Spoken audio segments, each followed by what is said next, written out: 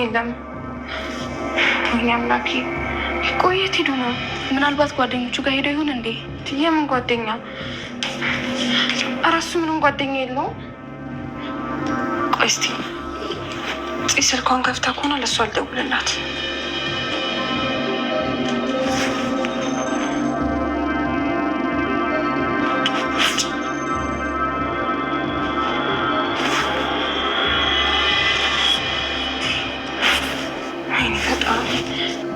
የእሷም ስልክ አይሰራም። ቆይ ምን እየተፈጠረ ነው ያለው? ምን ባደርግ ነው የሚሻለኝ? ተረጋጊ፣ ምንም አይሆንም። የምን መረጋጋት ነው? ወጥቶ አድሮ ምንም አይሆንም የሚባል ነገር አለ እንዴ?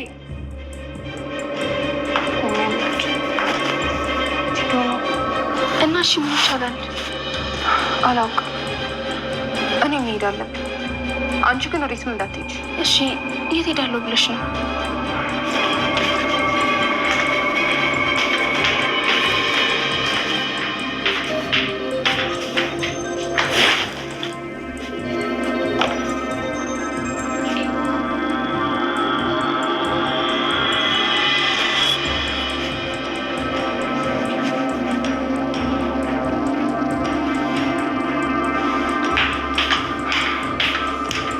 ቻው በቃ ስናይት ሄጃለሁ።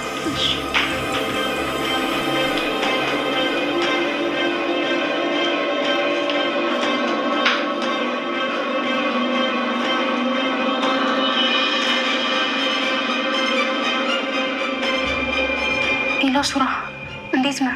ደህና ነኝ ብሌን፣ እንዴት ነሽ? እንዴት በዚህ ሰዓት ደወልሽ? ስራ የለም እንዴ? ኧረ አለ። አሁን መውጣት እችላለሁ። ልውጣና ላገኝክ? ደስ ይለኛል። አንድ የማስጨርሰው ነገር አለ። እሱ ልጨርስና እናወራለን። እሺ በቃ ቻው። እሺ ቻው። አቤል በሁኔታዎች ማለት ነው ነፃ ስለወጣ እጅግ በጣም ነው ደስ የሚለው። ምክንያቱም እንግዲህ ፄን እየደፈራት እሱ ነው በማለት እንግዲህ ፄም እሱ ብቻ ነው ካለሱ ማንም የለም በማለት እንግዲህ ያው አሳስረው ነበረ፣ ከሰው ነበረ። በስተመጨረሻም እሱ ምንም ነገር እንዳላደረገ ነፃ ሆኖ ተፈቷል ማለት ነው። እንዲሁም ደግሞ ከናታን ጋር ፊት ለፊት ተነጋግረው ነበረ። እንዴት ብትደፍሩ ነው እንደዚህ የምታደርገው? ምን ያክል ነው?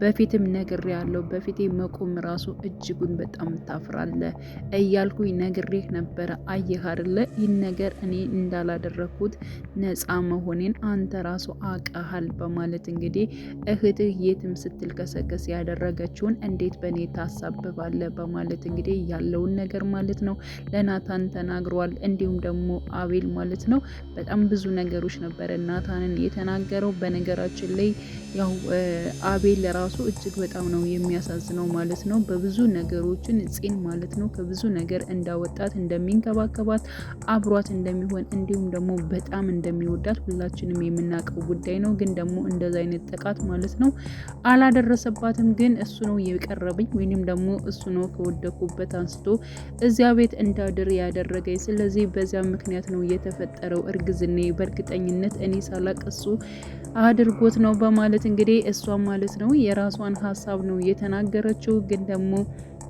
እናቱ እጅግ በጣም ነበር የተበሳጨው በአቤል ንግግር ማለት ነው። ስለ እህት ምናምን ነገር ስላለው እጅግ በጣም ተበሳጭቷል። ለመታገስ በጣም እየሞከረ ይገኛል። ግን ደግሞ አቤልም እውነታ አለው ማለት ነው። ምክንያቱም ምንም ነገር ሳያደርግ እሱ ስለተወነጀለ ማለት ነው።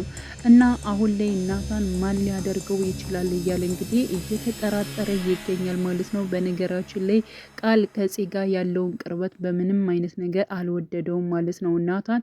ለምንድነውስ የሚቀርባት? ለምንድነውስ አብሯት የሚሆነው? ይህን ሰው ምንም ነገር አላማረኝም እያለ እንግዲህ እየተናገረ ይገኛል ማለት ነው። ፄ ደግሞ ማለት ነው ከሱ ጋር ስትሆን እጅግ በጣም ደስተኛ ነች፣ ሁሉን ነገር ትረሳለች።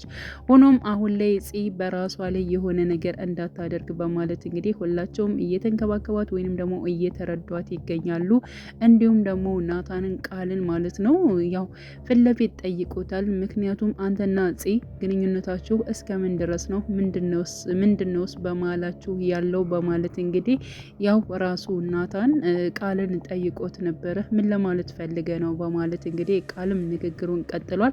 ያው ማለት ከእሷ ጋር ምን ያክል እርቀት ነው የተጓዛችሁ? ከፄ ጋስ ምንድነው ያላችሁ? ግልጽ እኮ ነው ጥያቄ በማለት እንግዲህ ናታንም ራሱ ቃልን ጠይቆታል ማለት ነው። ቃልም ምንም ነገር እንደሌለው እንዲሁም ደግሞ ለሴት ልጅ በጣም ክብር እንዳለውና እንዲሁም ስታዝን ስተክዝ ማየት እንደማልፈልግና አብረን ኖርማል ጓደኛ እንደሆን እንጂ በእኔና በእሷ መካከል ምንም አይነት ነገር የለም በማለት እንግዲህ ለናታን ነግሮታል። ናታን ልጁ ያንተ ነው ወይ በማለት እንግዲህ ያው በድፍረት ማለት ነው ቃልን ጠይቆታል። እንዴት እንደዚህ ትናገራለህ? በፍጹም ይህን ነገር አላደርገውም፣ ባደርገውም ደግሞ ለምን አፍራለሁ? በግልጽ እናገራለሁ እንጂ ስለዚህ እኔ ምንም አይነት ነገር ያደረኩት ነገር የለም። እንደዚህ አይነት ቃላቶችን እንድትናገረኝ አልፈልግም። እኔ እሷን እጅግ በጣም እንድትጽናናና ደህና እንድትሆን ስለምፈልግ ነው። ያን ጊዜ ራሱ አንተ ጋር ተጣልታ ወደ እኔ ስትመጣ ከቤት የተቀበልኳት ልጅቷ የሆነ ነገር እንዳትሆን ስለምፈልግ እንጂ ሌላ ያሰብኩትም ያቀድኩትም ነገር የለም በማለት እንግዲህ ያው ቃል ማለት ነው በግልጽ ተናግሯል።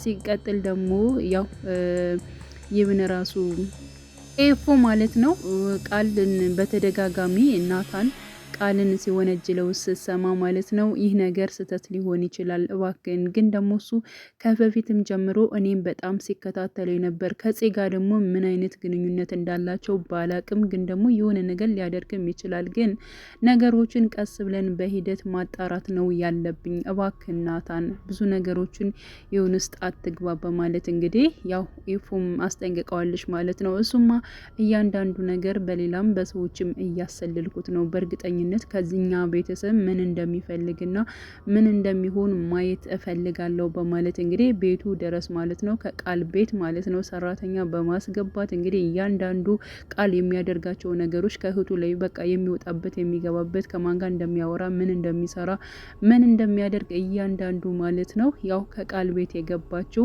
እንዲሁም ደግሞ የናታን ሰላይ የሆነችው እያንዳንዱ ማለት ነው መረጃ እየሰጠችው ትገኛለች። ስለዚህ ይህን ነገር ደግሞ ኤፉ ስለማታክ በቀላሉ በትንሹም ቢሆን እሱን እየተከታተልኩት ነው ያለው፣ ጥግ ድረስ ማየት እፈልጋለሁ በማለት እንግዲህ ያው ሲናገር ነበረ ማለት ነው። ሌላው ሉሊት እጅግ በጣም ደንግጣለች። የደነገጠችበትና በጣም እንትን ያለችበት ነገር ምንድን ነው? ያው እኔ ሁሉን ነገር አዋቂ ነኝ፣ ሁሉን ነገር አድራጊ ነኝ ብላ የምታስበው ሉሊት አሁን ላይ ግን የመጣችው እህቷ በበላዩ ሁና ሁሉን ነገር እያሰቃየቻት ትገኛለች ማለት ይቻላል። ምክንያቱም የሆነ ወረቀት በመያዝ ማለት ነው የቤቱ ይመስለኛል በእርግጠኝነት ስለ ቤቱ ደግሞ እያስፈረመቻት እራሷን አዲስ የመጣችውን የሉሊት እህት ተብየዋን ነበረ ማለት ነው። እና ያንን ወረቀት በመያዝ ደግሞ ሉሊት እንትን ስትላት ነበረ። እንዲሁም እህቷ እሱን ወረቀት አስቀምጪው፣ ይህስ ወረቀት ለኔ ነው የሚጠቅመው፣ አርፈሽ የምትቀመጭ ከሆነ አርፈሽ ተቀመጭ፣ ካለዚያ ግን ቤቱን ባንዴ ነው የማደበላለቀው በማለት እንግዲህ ይሄ የተናገረቻት ትገኛለች። ይህ ቤት የኔ ነው የሚገባኝ፣ ማንም ሊገባው አይቻልም፣ ደግሞ ታውቂያለሽ ይህ ቤት የኔ እንደሆነ በማለት እንግዲህ ስትናገር ነበር። በምን አይነት መልኩ ነው የእሷ ቤት ሊሆን የቻለው? እንዴትስ ሆኖ ነው እሷ ከዛ ቤት ውስጥ ድርሻ ሊኖራት የቻለው የሚለው ነገር እጅጉን ደግሞ ያው አሳሳቢ ነው የሚሆነው ማለት ነው።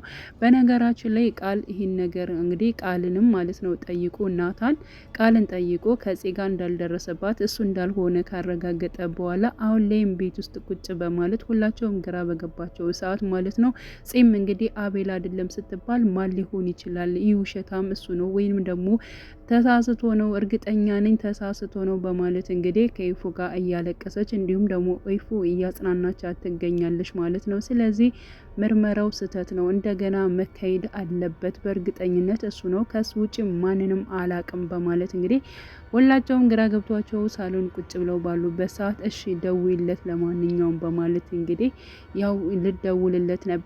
እንዲሁም ደውላለት ነበረ። በነገራችን ላይ ፄ ከአቤል ጋር ስደውል ደጋግማ እየደወለች በነበረበት ሰዓት እየዘጋባት ነበረ ስልኩን ማለት ነው። በስተመጨረሻም እንግዲህ አንስቶላታል። ሲያነሳላት ደግሞ ላውድ ላይ ነበር ያደረገችው። በጣም ሙልጭ አርጎ ነበር የሰደባት። የትም ስትል ከሰከሽ እንትን ብለሽ በእኔ ታማኛለሽ አይደለ? ምን አይነት ባለዬ ነሽ እያለ እንግዲህ በጣም ብዙ መጥፎ ቃላቶችን እሷን የሚነካ ቃላቶችን ማለት ነው እንዴት እንደሚወዳት እንዴት እንደሚሳሳላት የነበረው አቤል ማለት ነው። አሁን ላይ ግን እርክስ አድርጎ እየሰደባት ይገኛል ማለት ነው። በዚህ ሁኔታ ሲሰድባት እየሰማው ናታን በስድቡ ማለት ነው። ያ ማለት የአቤል በሚናገረው ቃላቶች በሙሉ እጅግ በጣም ነበረ ሲበሳጭ የነበረው ማለት ነው። እና ወዲያውኑ ነበር ሰድባት ስልኩን የዘጋው። ደግሞም ራሱ ደውላ ነበረ ግን ደግሞ ሊያነሳላት አልቻለም። ሲቀጥል ደግሞ በይፉ ስልክ ነበር እየተደወለው ማለት ነው። እሱ ምንም ነገር እንዳላደረገ ሲቀጥል ደግሞ ይፉ ማለት ነው ምንም ነገር ቢል መታገስ መቻል አለብን፣ ከሱ የሆነ መረጃ እናገኛለን በማለት እንግዲህ በስተመጨረሻም እሺ ይቅርታ አቤል የምታውቀውን ነገር እያንዳንዱን ነገር ንገረን በማለት እንግዲህ ይፉ በሰላም እያወራችሁ ባለበት ሰዓት እንደገና ስልኩን ተቀብላ ሙልጭ አድርጋ ተሰድበዋለች ማለት ነው። እና እሺ ከሱ ቤት ከሄድሽ በኋላ ከሱ ጋር ማን ያለው ከማን ጋር ነበርሽ? ከዛ ቤት ስትሄጂ ስትነሽስ ያየሽው ነገር ምንድን ነው? እኔ እኮ ግራ ገባኝ። አቤል አይደለም ሌላ ማን ልጠርጥር እያለ እንግዲህ ያው ናታንም እጅግ በጣም እንትን እያለ ነበር። አሁን ላይ ትንሽ ለማስታወስ ሞክራለች ማለት ነው። ፊቱ ያልታየ ሰው አብሮን ነበረ፣ ግን ደግሞ ስነሳ ነው ያየሁት በእርግጠኝነት የሱ ጓደኛ መሰለኝ በማለት እንግዲህ መልሳለች። ማን ይሆን ጓደኛው እንዴት ይሆን የሚለውን ደግሞ በሂደት ማለት ነው የሚታየው። በነገራችን ላይ እውነት ትዘገያለች ትመነምናለች እንጂ አንድ ቀን እውነቱ መውጣቱ አይቀርም ማለት ነው። ስለዚህ ከነሱ ቤት ዘበኛ ሆኖ እየገባው ማለት ነው የራሱ የአቤል ጓደኛ ነው። ይህን ነገር ያደረገው ደግሞ በጣም ሰክሮ በነበረበት ሰዓት የራሱ ጓደኛና ፍቅረኛ አለችው በነገራችን ላይ ማለት ነው።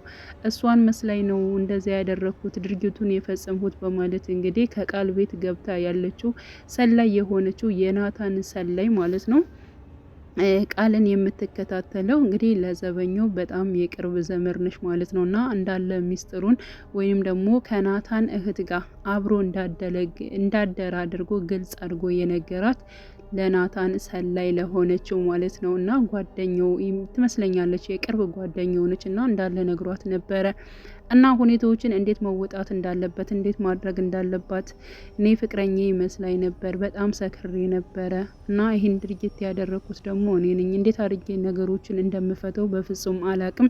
ከነሱ ቤት አሁን ላይ ዘበኛ ሁኜ ገብቻለሁ በማለት እንግዲህ በርቀት እንግዲህ ያው ጺን እየተከታተላት ይገኛል ማለት ነው። ስለዚህ ጺን ላይ የደፈራት ወይንም ደግሞ ከጺ ላይ ወንጀል የሰራው ግለሰብ ከራሳቸው በር ላይ ነው ያለው እንግዲህ ሁልጊዜ ማለት ነው ሲወጣ ሲገባ ያዩታል። ሲቀጥል እንግዲህ ያለ ጥፋቱ የታሰረው አቤል እጅግ በጣም እነሱም ይቅርታ መጠየቅ አለባቸው ብዬ ነው ማስበው። ከዚህ በላይ እሱን ማስፈራራት ወይንም ደግሞ እሱን መሳደብ የለባቸውም ብዬ ነው ማስበው። እሱ ተሳድቧል፣ አዎ ተሳድቧል፣ ግን ደግሞ ንዴቱም ሁሉ ነገሮችም አሉ ማለት ነው። ምክንያቱም በብዙ ነገሮች በተለይ እንግዲህ ያው አቤል ማለት ነው ከናታን ጋር በጣም ቅርብ ወዳጅ ነው። ሲቀጥል ደግሞ በጣም ብዙ ነገሮችን እየተመካከሩ የሚሰሩ ናቸው ማለት ነው። ስለዚህ ከዚህ በፊት በቢኒ ምክንያት እንደተለያዩት ናታንና እንዲሁም ደግሞ ናታንና ቢኒ አሁን ደግሞ አቤልና ናታን በዚህ መልኩ መለያየታቸው እጅግ በጣም የሚያናድር ነው ማለት ነው።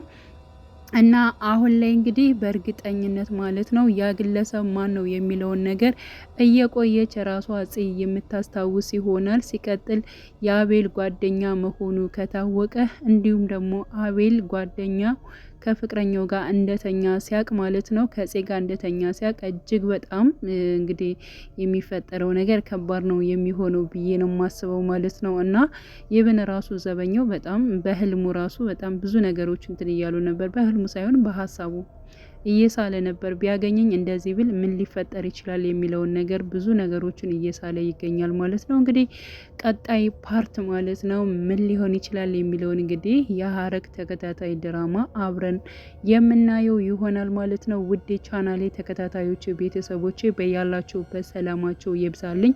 ለቤቴ አዲስ የሆናችሁ የደውል ምልክቱን በመጫን ቤተሰብ ይሁኑ። ነባር ቤተሰቦችም ስለምታበረታቱኝ አብራችሁኝ ስላላችሁ እጅግ በጣም አመሰግናለሁ። መልካም ጊዜን ተመኘውላችሁ።